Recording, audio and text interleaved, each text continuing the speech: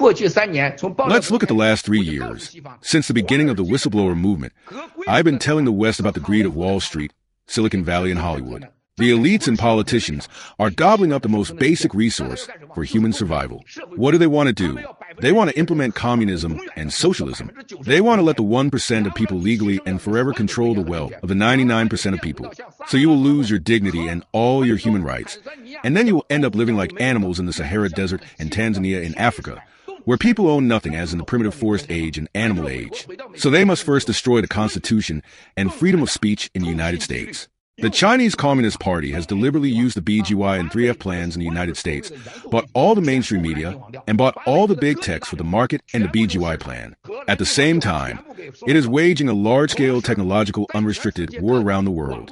3 years ago, we warned the United States that the United States and the West had entered a dark time, and the communist red devil wants Americans to live a life that you can't imagine.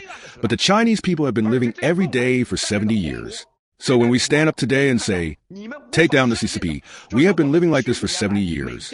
Americans may not be able to imagine it, because you probably can't even live like this for 7 weeks.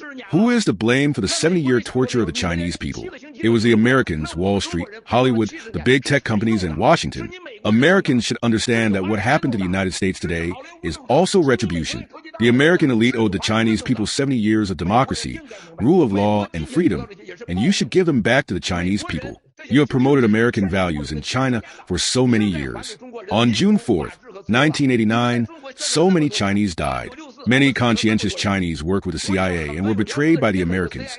Hong Kong always stood with the United States, but was betrayed again by the Americans. Taiwan is likely to become cannon fodder if it follows the United States. My fellow Americans, only by eliminating communism can we preserve the dignity of Americans in the world, maintain the great power of the United States, and make the United States safe. I believe that this time the Americans will understand very well that you have made the Chinese pay the price of losing freedom and human rights for 70 years. And if you do not protect the Taiwanese, Hong Kongers, Tibetans, and Chinese who follow you, the United States will become worse than China.